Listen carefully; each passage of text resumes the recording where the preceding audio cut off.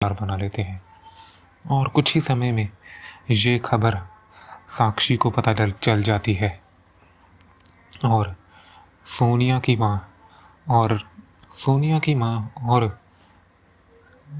सोनिया वहाँ से अपने 4 साथियों के साथ फरार हो जाती है। दिव्या की माँ पुलिस स्टेशन में जाती है, रिपोर्ट लिखाती है।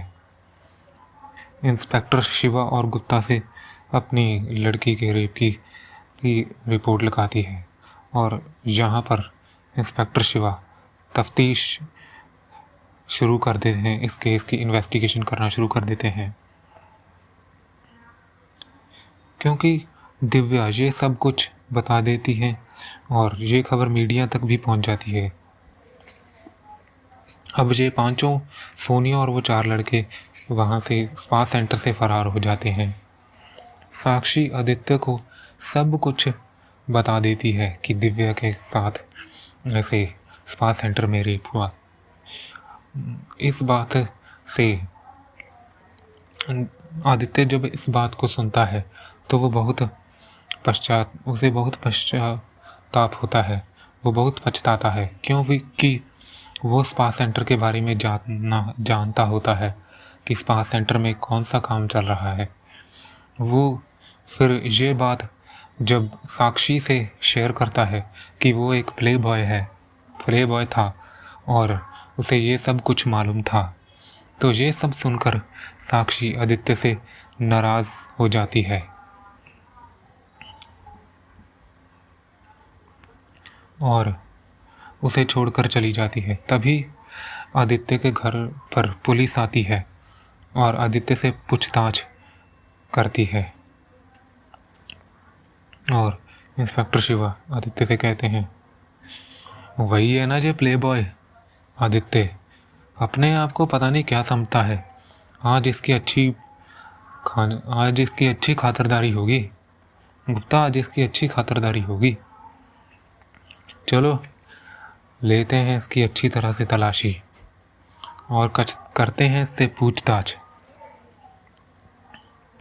हाँ आदित्य, बड़े प्ले बॉय बनकर घूमते हो ना सर?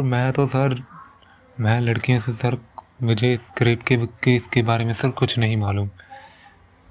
बता तो तुम सब कुछ दोगे, लेकिन अभी नहीं, तुम्हें थाने में लेकर जाना पड़ेगा, पुलिस स्टेशन में, फिर तुम अपना मुंह खोलोगे।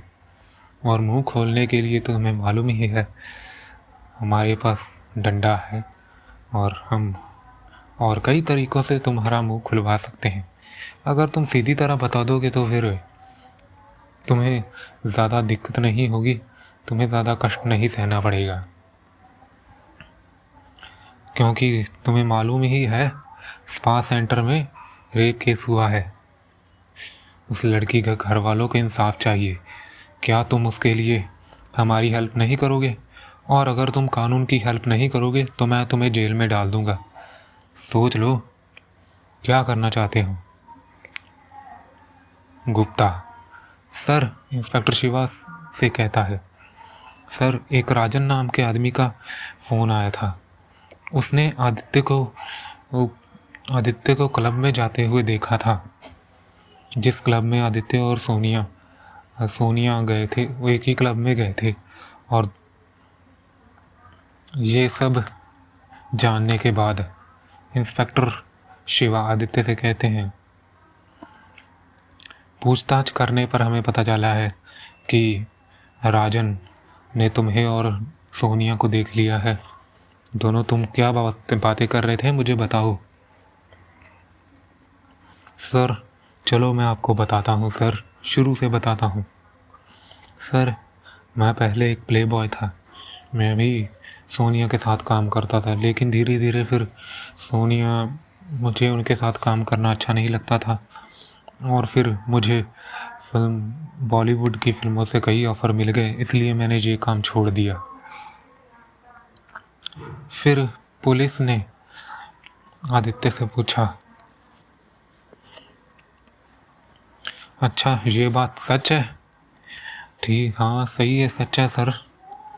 तो अगर तुम्हारे पास दोबारा सोनिया और 4 लड़कों का फ़ोन आए तो मुझे ज़रूर बताना, और मेरी निगाह 24 घंटे तुम पर रहेगी, क्योंकि मुझे तुम्हारे कैरेक्टर का बहुत अच्छे से पता है कि तुम एक प्ले बॉय हो।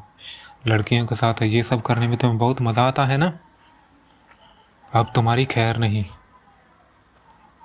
अगर कुछ भी तुम्हारे बारे में पता चला तो अब तुम्हारी खैर नहीं। फिर पुलिस सोनिया और उन 4 लड़कों को ढूंढने की कोशिश करती है जो कई दिनों से फरार हैं और कई दिन नहीं मिलते। फिर पुलिस के हाथ एक बड़ा सबूत लगता है।